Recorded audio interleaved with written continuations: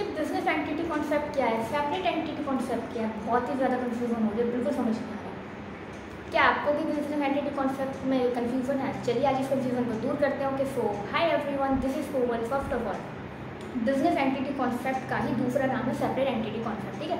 यानी business entity concept को ही हम सेपरेट एंटिटी कॉन्सेप्ट के नाम से भी जानते हैं। अब इस प्रिंसिपल के अकॉर्डिंग बिजनेस और ओनर दोनों सेपरेट एंटिटीज़ की तरह ट्रीट किए जाते हैं। मतलब यानी बिजनेस और बिजनेस का मालिक यानी ओनर दोनों अलग अलग है। बिजनेस की उसके ओनर से एक सेपरेट एंटिटी है, डिस्टिंक्ट एंटिटी है, यानी एक अलग पहचान है अकाउंटिंग पॉइंट ऑफ व्यू से, ठीक है। अकाउंटिंग पॉइंट ऑफ व्यू से जो बिजनेस है ना, उसको हम एक आर्टिफिशियल पर्सन की तरह ट्रीट करते हैं। मतलब वो रियल पर्सन नहीं है, बट एक आर्टिफिशियल पर्सन है जिसकी उसके ओनर से एक अलग पहचान है, एक अलग है। यानी ओवरऑल हम कहें तो बिजनेस एंटिटी कॉन्सेप्ट क्या कहता है कि बिजनेस अलग है, बिजनेस मैन अलग है, ठीक है। अब देखिए ये कॉन्सेप्ट क्यों आया, ये इसकी ज़रूरत ही क्यों थी। देखिए जो बिजनेस है उसके कुछ ट्रांजैक्शंस होते हैं। बिजनेस में गुड्स परचेज किए जाते हैं, गुड्स सेल किए जाते हैं, एसेट्स परचेज किए जाते हैं, लायबिलिटीज़ की पेमेंट होती है, सो ऑन, बहुत से ट्रांजैक्शंस होते हैं। अब बिजनेस मैन के भी कुछ पर्सनल ट्रांजैक्शंस होते हैं, लाइक बिजनेस मैन के भी कुछ पर्सनल एक्सपेंसेस होते हैं जिनकी पेमेंट वो करता है। बिजनेस मैन के कुछ पर्सनल इनकम्स होते हैं जो वो रिसीव करता है, ठीक है। और बिजनेस मैन अपने कुछ पर्सनल एसेट्स परचेज करेगा, अपनी पर्सनल लायबिलिटीज़ की पेमेंट करेगा, ठीक है।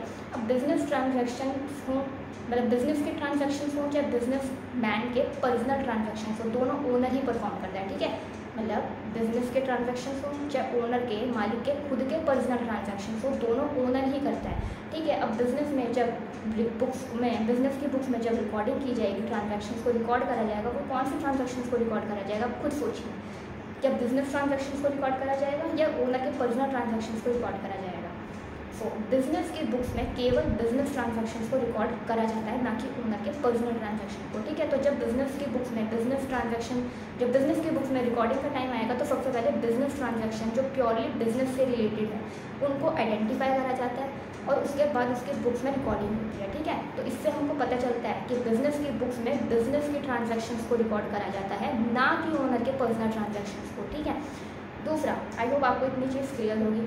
अब देखिए जब बिजनेस अलग है और ओनर अलग है, इस कॉन्सेप्ट के वजह से जब बिजनेस अलग है और ओनर अलग है तो ओनर अपने बिजनेस में जो पैसा लगाता है यानी जो कैपिटल इंट्रोड्यूस करता है, कैपिटल इन्वेस्ट करता है, वो बिजनेस के लिए क्या होती है, एक लायबिलिटी होगी।